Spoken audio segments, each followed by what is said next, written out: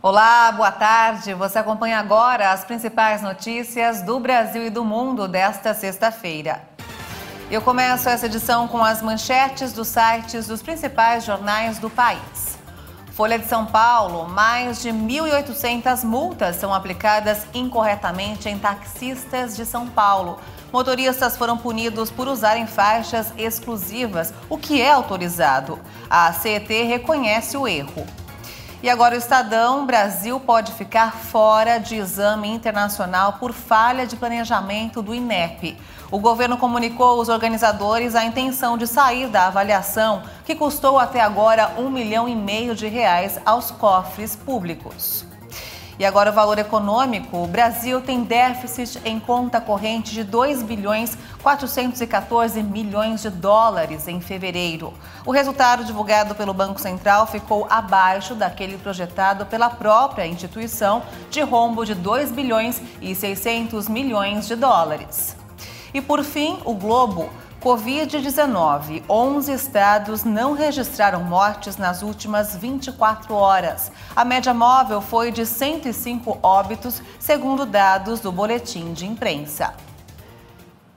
Apesar de cenário favorável, a Fundação Oswaldo Cruz alerta que a pandemia ainda não acabou. O boletim da Fiocruz ressalta que existe desigualdade na vacinação no país. O novo boletim do Observatório Covid-19 da Fiocruz apontou que, graças ao avanço da vacinação, o Brasil vive um bom momento, com tendência de queda dos principais indicadores da Covid-19. Apesar disso, os pesquisadores alertam que a desigualdade da imunização entre estados e municípios segue alta.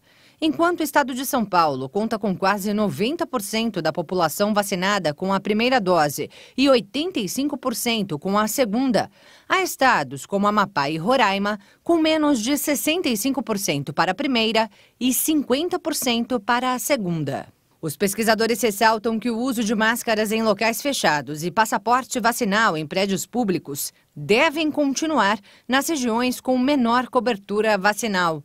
O boletim também reforçou que a transição para as próximas fases da pandemia deve ser acompanhada de planejamento de curto, médio e longo prazos. A Fiocruz destacou ainda que é necessário ampliar a segunda dose e investir em grupos etários que tenham menor adesão à aplicação da vacina. Também é fundamental reforçar a importância e a necessidade da terceira dose, que tem diferença de quase 40% entre alguns estados. As campanhas de sensibilização da população devem ajudar a alcançar esses objetivos. A gigante do comércio eletrônico, a Amazon, apresentou nesta sexta-feira queda no valor de suas ações, o primeiro resultado negativo em 7 anos. Com isso, seu fundador, o bilionário norte-americano Jeff Bezos, perdeu quase 14 bilhões de dólares em poucas horas. O valor dos papéis da Amazon caíram mais de 8% antes mesmo da abertura dos negócios na bolsa americana Nasdaq. O segundo homem mais rico do mundo pode ter sua fortuna reduzida para 155 bilhões de dólares. Até quinta-feira, o patrimônio de Bezos era estimado em 169 bilhões de dólares. No ano passado, o fundador da gigante do comércio eletrônico chegou a ter 210 bilhões de dólares. Isso ocorre porque uma parte significativa da riqueza do norte-americano está aplicada em ações da Amazon, que são negociadas na bolsa com oscilações de preço. Jeff Bezos fica atrás apenas de Elon Musk, cofundador da Tesla e SpaceX, que recentemente chegou a um acordo para comprar o Twitter. A fortuna de Musk é estimada em 265 bilhões de dólares. A Amazon registrou um prejuízo de 3 bilhões e 800 milhões de dólares no trimestre encerrado em 31 de março, em comparação com um lucro de mais de 8 bilhões de dólares no mesmo período do ano passado. O presidente executivo da Amazon, Andy Jassy, afirmou que a pandemia e a guerra na Ucrânia trouxeram um crescimento e desafios incomuns para a empresa.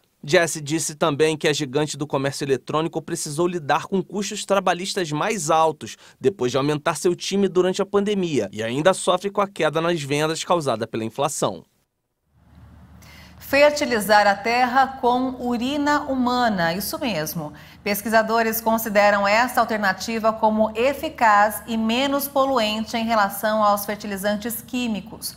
O objetivo é reduzir a poluição ambiental e ajudar nas colheitas de uma população mundial em crescimento. Confira. Os fertilizantes nitrogenados sintéticos impulsionam a produção agrícola, mas quando usados em excesso, poluem o meio ambiente. Além disso, o preço do produto é bem alto, ainda mais com a guerra na Ucrânia. Se pudéssemos substituir nossos fertilizantes nitrogenados pela urina que contém nitrogênio, em vez de perdê-la nas estações de tratamento de esgoto, porque hoje é isso que acontece, poderíamos reutilizar a urina em nossas lavouras. Separar e coletar a urina requer mudar os hábitos sanitários, a rede de esgoto e, sobretudo, superar o preconceito. A captação de urina em banheiros já foi experimentada em ecocidades suecas no início da década de 1990 e mais tarde na Suíça e na Alemanha. Os testes também estão em andamento nos Estados Unidos, África do Sul, México, Índia e Etiópia. As primeiras gerações de sanitários colhedores de urina foram considerados pouco práticos e antiestéticos. O receio com o odor também foi um empecilho. A ideia de usar água para dar descarga está se tornando cada vez menos aceitável, a partir da conscientização das pessoas de que a água é um importante recurso que está se tornando escasso. É um desperdício quando se sabe o valor da água em áreas urbanas. Mas as pessoas estão prontas para comer alimentos fertilizados com urina? Um estudo mostra diferenças marcantes entre os países. A taxa de aceitação é muito alta na China, França ou Uganda, mais baixa em Portugal ou na Jordânia. Après, j'ai eu un doute au niveau des produits phytopharmaceutiques. Tinha dúvidas sobre produtos com fitofármacos, drogas que podem ser encontradas na urina. Mas já se verificou que há muito poucos resíduos encontrados na urina. Há mais no corpo do que na urina. Il y en a plus dans le corps que dans l'urine. A urina deve travar uma grande luta para se estabelecer como uma alternativa aos fertilizantes sintéticos. Mas os defensores acreditam que o aumento dos preços da gasolina e o desejo de muitos países de fortalecer sua soberania alimentar podem ajudar no processo. A guerra na Ucrânia, que provoca temores sobre a falta de fertilizantes, é uma ajuda extra para a aceitação da urina. E olha só, um novo estudo genético realizado nos Estados Unidos com mais de 2.000 cachorros e 200 tutores apontou que a raça do animal sozinha não é um bom indicador de comportamento dos cães. A pesquisa genética foi publicada na revista Science. Muitos traços são de fato hereditários, mas o conceito moderno de raça oferece um valor preditivo parcial para a maioria dos comportamentos e quase nenhum para o quão afetuoso um cão pode ser. O que define um Golden Retriever, por exemplo, são mais as características físicas, como o formato das orelhas, a cor, tamanho, qualidade de pelagem, do que se é amigável ou gosta de carinho.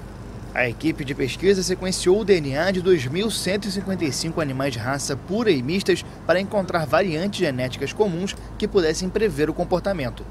Essas informações foram combinadas com as respostas das entrevistas de 18.385 donos de animais da Arca de Darwin, uma iniciativa de dados abertos na qual os donos descrevem as características e comportamentos dos animais de estimação. Ao todo, foram encontrados 11 pontos do genoma dos cachorros associados a diferenças comportamentais, entre eles obediência, devolução de objetos, apontar algo procurado e latidos. Entre esses comportamentos, a raça desempenhou um certo papel. Os Beagles, por exemplo, tendem a uivar mais, enquanto os Border Collies são mais flexíveis. No geral, a raça explicou apenas 9% das variantes comportamentais, sendo a idade um indicador melhor de algumas características. A ideia vai contra suposições generalizadas que influenciaram marcos legais, como o Reino Unido, que proibiu os Pit Bull Terriers, assim como muitas cidades nos Estados Unidos. E essa edição fica por aqui. Eu volto logo mais no Jornal das 18h30 com outras informações. Obrigada pela sua companhia e até lá!